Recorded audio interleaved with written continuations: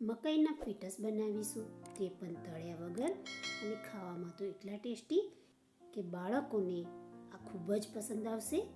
તે બનાવવા માટે સૌપ્રથમ આપણે લસણની ચટણી બનાવી લઈશું. તેના માટે 10થી 15 કળી લસણ લઈ તેને થોડું કૂટી લઈશું. તેમાં કાશ્મીરી લાલ મરચું ઉમેરી કૂટી અને ચટણી તૈયાર કરી લઈશું. હવે આપણે ફીટસ બનાવીશું. ફીટસ બનાવવા માટે બાફેલી મકાઈ, સમારેલી ડુંગળી, સમારેલા કેપ્સિકમ, સમારેલા મરચાં અને સમારેલું આદું, થોડા લીલા ધાણા, સ્વાદ અનુસાર મીઠું ઉમેરી લઈશું. 3થી 4 ચમચી જેટલો ચોખાનો લોટ ઉમેરી લઈશું અને 3થી 4 ચમચી જેટલો ઘઉંનો લોટ ઉમેરી બધું બરોબર મિલાવી લઈશું અને જરૂર મુજબ થોડું પાણી ઉમેરી લોટને તૈયાર કરી લઈશું. લોટ અહીંયા થોડું કઠણ જ રાખવાનો છે. હવે હાથમાં થોડું તેલ લગાવી નાના ફીટસ વાળી તૈયાર કરી લઈશું. આ રીતે બધા ફીટસ વાળી તૈયાર કરી લઈશું.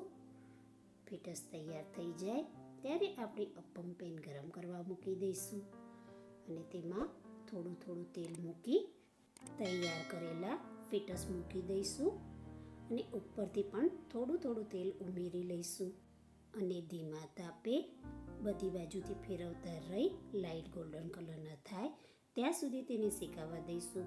ફીટસને તળવા હોય તો તળી પણ શકો છો. લાઇટ ગોલ્ડન કલરના થઈ ગયા છે તો ફીટસને આપણે પ્લેટમાં કાઢી લઈશું. ફીટસ સરસ ચડીને તૈયાર થઈ ગયા છે.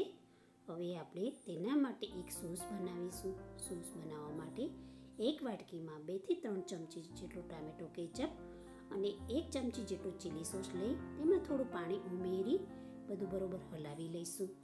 પેનમાં 1 ચમચી જેટલું તેલ ગરમ કરવા મૂકીશું. તેમાં બનાવેલી લસણની ચટણી ઉમેરી સાતળી લઈશું. તેમાં તૈયાર કરેલું કેચઅપવાળું મિશ્રણ મિલાવી લઈશું અને થોડું પાણી મિલાવી બધું બરોબર હલાવી થોડું કૂક કરી લઈશું. તેમાં તૈયાર કરેલા ફીટસ ઉમેરી લઈશું. બધું બરોબર હલાવી ફીટસ તૈયાર કરી લઈશું. ઉપરથી લીલા દાણા ભભરાવી ફીટસને સર્વ કરીશું તો તૈયાર છે મકાઈના ફીટસ. મારા વિડીયોને લાઈક, શેર, સબસ્ક્રાઈબ કરશો.